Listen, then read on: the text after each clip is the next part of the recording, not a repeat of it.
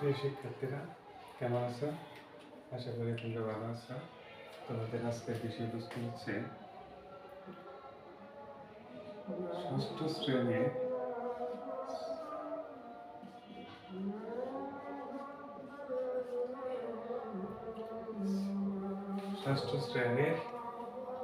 তোমাদের আজকে শেখাবো আমরা দেশীয় পদ্ধতিতে কিভাবে গণনা করতে হয় এবং আন্তর্জাতিক পদ্ধতিতে গণনা প্রক্রিয়া। আচ্ছা, দেখো, আমরা সাধারণত দুই ধরনের শেখাবো আজকে। অনুশীলনী হচ্ছে এটা অনুশীলনী 1.1। অনুশীলনী 1.1-এর তোমাদের দুইটা জিনিস শেখানো হবে আজকে। এক নম্বরে হচ্ছে ক নাম্বার দিয়ে দিই। ক নাম্বারে হচ্ছে দেশীয় পদ্ধতিতে গণনা। আর নাম্বার হলো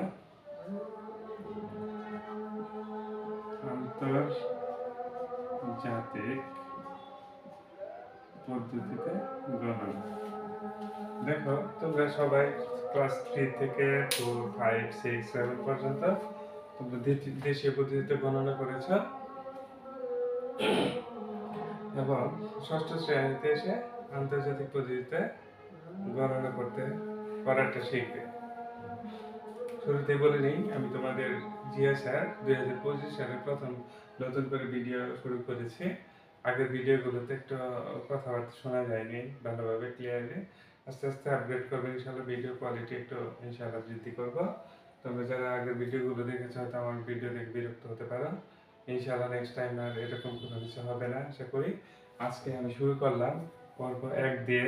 পর্যায়ক্রমে আমরা এই তোমার ষষ্ঠ শ্রেণীর এটা আমি 4টা ভাগে ভাগ করেছি, কিন্তু যেহেতু হলো 4টা, এটা হচ্ছে প্রথম পার্ট, এটা হচ্ছে পার্ট 1, এটা হচ্ছে পার্ট 1। আমি 4টা ভাগে ভাগ করার কারণ হচ্ছে যে যাতে সহজে আস্তে আস্তে তোমাদেরকে বোঝাতে পারি। যেমন দেশীয় পদ্ধতিতে তোমরা হলো একটা সংখ্যা যদি লিখে থাকো, অনুমান করে আমরা একটা সংখ্যা লিখে 8, 5, 7, 9, 10, 12, 3 লিখলাম আর কিছু।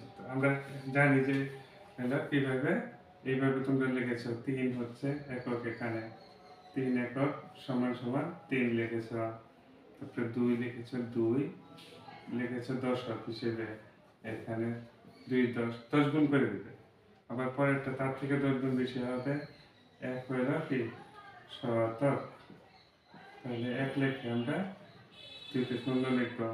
আবার এটা 0, এটা কি শতকের পরে থাকে হলো হাজার। তার হাজার হাজার লিখে যেহেতু স্থানীয় মান না, এটা 0ই লিখে দেব। তারপরে দেখো, হাজারের পরে একটা কি এখানে অযুত। হাজারের পরে অযুত পড়েছে।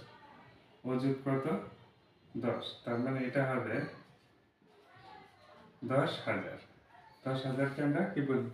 যখন সংখ্যা 4টার জায়গায় 5টা হয়ে যায় তখন অযুতের ঘরে চলে যায়। তারপরে আমাদের আছে 9। অযুতের পরে কি জানো তোমরা? লক্ষ। লক্ষ 9 লক্ষ। তাহলে 9 লেখা 5টা 0 দিব, ডান দিক থেকে 3টা করে 2টা এভাবে বিভাজন করে আসবে। এটা হলো লক্ষ। 7 হলো লক্ষের পরে তুমি সহজেই জানো, এগুলো পড়েছ ক্লাস 3, 4, 5, এবার 6-এ। লক্ষের পরে কি? নিযুত। 7 নিযুত। তাহলে দেখো, নিযুত শব্দটার সাথে তোমরা পরিচিত। তাহলে এটা হবে, আমি 7 লেখা একটা 0 দিব, একটা 0 বাড়বে আর কি। 1, 2, 3, 1, 2, দেখছো? একটা করে 0 বৃদ্ধি পাচ্ছে। নিযুত। নিযুতের পরে তোমরা কি করবে? 5। কোটি। 5 কোটিতে জানা যায় হলো আমাদের শূন্য আরেকটা বৃদ্ধি পাবে, তাহলে 1 2 3, তারপরে 1 2 কমা, তারপরে 1 2। দেখো টোটাল 7টা শূন্য, 8টা সংখ্যা 7টা শূন্য, এটা হচ্ছে 5 কোটি। এরপরে তোমাদের 8 নম্বরে আছে, মানে পরের লাস্ট ধাপে আমি লিখেছি আরেকটা সংখ্যা 8। কোটির পরে আমরা কি লিখবো? আমরা একক, দশক, হাজার, অযুত, লক্ষ, নিযুত, কোটি এগুলো পড়েছি। আমরা কোটির পরে কি বলবো তাহলে? আমরা কোটির পরে সাধারণত আমরা জানি আবার নতুন করে একক, দশক, শতক শুরু হয়। তাহলে এখানে একক না হয়ে কোটি তো নিজে একটা এককের সংখ্যা, এই জন্য একক না হয়ে আমরা কি লিখবো? 8 দশক কোটি। কি লিখবো? দশক, দশক কোটি।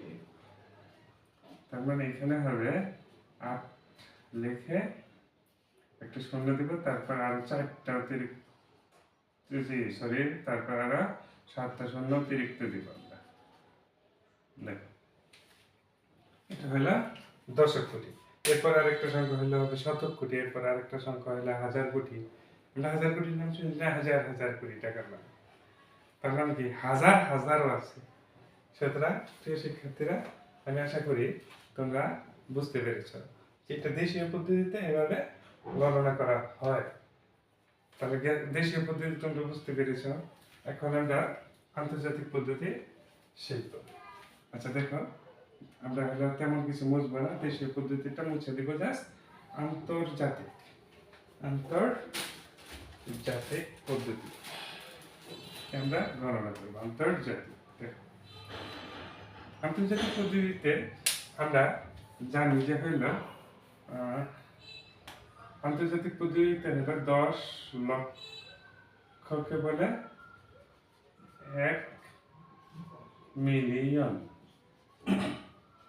খেয়াল করো, আন্তর্জাতিক পদ্ধতিতে 10 লক্ষকে বলে 1 মিলিয়ন। আর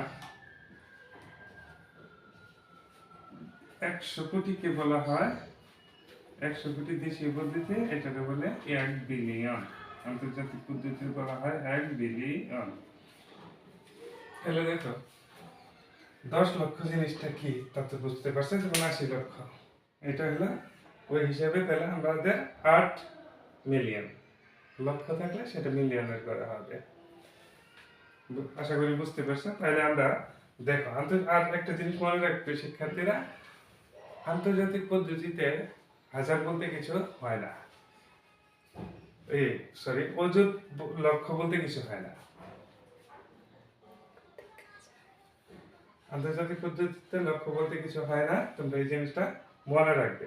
সুতরাং আমরা কিভাবে লিখি দেখো, আন্তর্জাতিক পদ্ধতিতে একক ঠিক থাকবে, দশক ঠিক থাকবে, শতক ঠিক থাকবে, হাজার এখানে ঠিক থাকবে। হাজারের পরে আমরা এখানে 10 গুণ বাড়বে, যেমন এখানে হবে 10,000 হবে। তারপরে যখন লক্ষ আছে এইটা হবে হলো 900,000। এটুকু দেখা যায় না?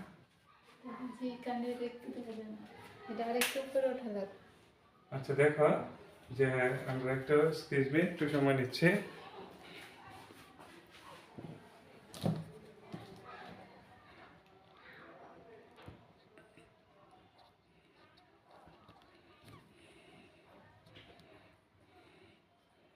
লাইট পরে লাইট এই যে এটা লাগা, তুমি লাইট ঠিক করে নিও না? আস্তে আস্তে করতে হবে, না করে দেখো এই পাশে লাইট দাও, তাহলে তো শোনা যাবে।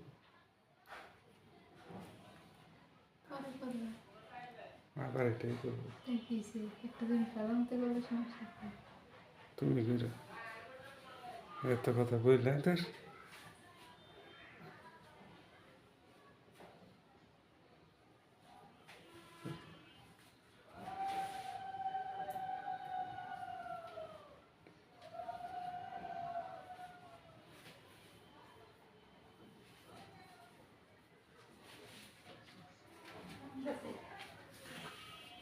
Excuse me.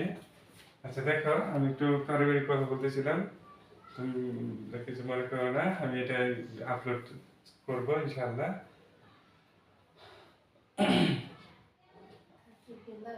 দেখো আমি দেখো এখানে আন্তর্জাতিক পদ্ধতি শিখতেছিলাম। দেখো এখানে 3টা গড় হচ্ছে কিন্তু হাজারের।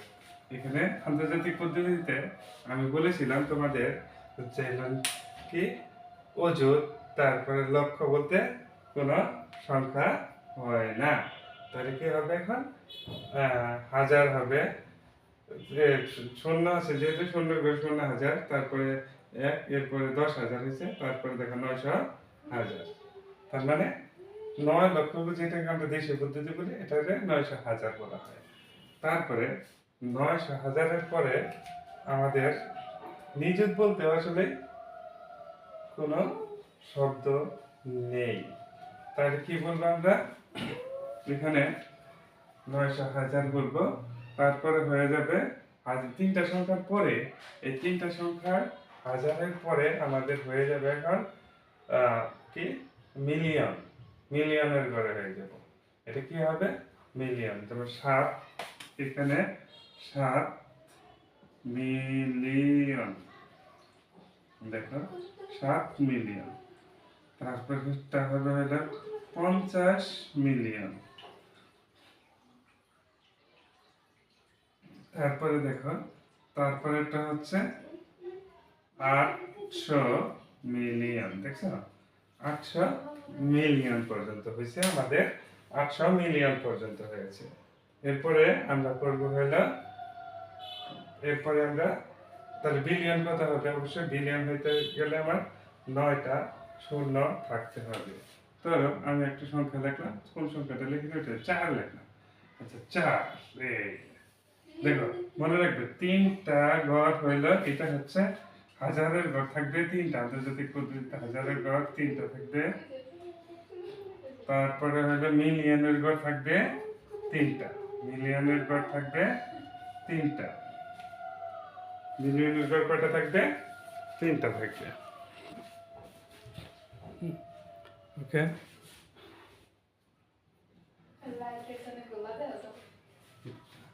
মিলিয়নের ঘর থাকবে 3টা। এরপরে শিক্ষার্থীরা দেখো, মিলিয়নের ঘরে 3টা হওয়ার পরে যখন আমরা পরবর্তী সংখ্যা, তখন বিলিয়ন চলে যাবে। যেমন 4 লিখেছি, এখানে শুধু 4 লিখে 4 কি লিখবো? Billion, 4 billion. তার মানে আমাদের এই হিসেবে 400 কোটি কে আমরা হলো 4 বিলিয়ন বলবো। 4 বিলিয়ন, বসে বিল আসে লি অন্তত 4 বিলিয়ন। তার মানে বিলিয়ন হইতে গেলে দেখো তোমরা টোটাল 10টা সংখ্যা থাকতে হবে। 10টা সংখ্যা থাকলে তুমি বুঝতে পারবে সেটা বিলিয়নের ঘরে চলে গেছে। কিন্তু 10টার থেকে 9টা, তারপর 8টা, 7টা, এই পর্যন্ত যদি কোনো সংখ্যা থাকে, এটা হবে মিলিয়ন ঘরে, মিলিয়ন, মিলিয়ন। তারপরে আবার হাজারের ঘর তো ছিল, তোমরা জানো যে এটা 6টা সংখ্যা থাকলে 6টা, তারপরে 5টা, 4টা সংখ্যা থাকলে সেটা হাজারের ঘরে থাকবে। আর বাকিগুলো নিয়ম একই, একক, দশক, শতক, হাজার, হাজার এই একক, দশক, শতক। তাহলে বুঝতে পারছো সহজেই যে আমরা দেশীয় পদ্ধতি এবং আন্তর্জাতিক পদ্ধতিতে কিভাবে গণনা করতে পারি। এই জিনিসটা তোমাদের জানাটা খুব জরুরি ছিল। আচ্ছা যাই হোক, আমার ভিডিও কোয়ালিটিটা একটু হতে পারে, আস্তে আস্তে ইমপ্রুভ করবো ইনশাআল্লাহ। ভালো থেকো শিক্ষার্থীরা। আমি এই অধ্যায়টাকে 4টা পর্বে ভাগ করেছি। 4টা পর্ব নিয়ে ইনশাআল্লাহ তোমাদের নতুন কিছু শেখাবো। ভালো থেকো, আল্লাহ হাফেজ।